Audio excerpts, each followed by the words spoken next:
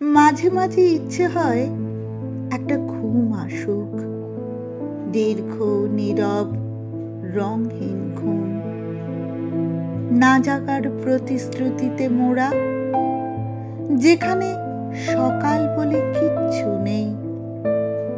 জানালায় আলো ধাক্কা খাবে না, ঘড়ির কাঁটাও এগোবে না, সেই ঘুমে দেহ থাকবে না, থাকবে না কোনো ব্যথা।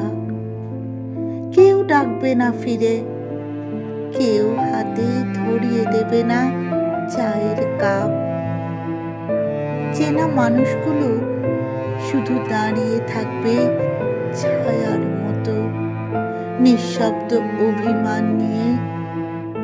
এই ঘুম মৃত্যু নয়, শুধু এক নিঃশব্দ আশ্রয়, যেখানে মানুষ নিজেকে সঁপে দিতে পারে সব ক্লান্তি, সব অভিমান সহ।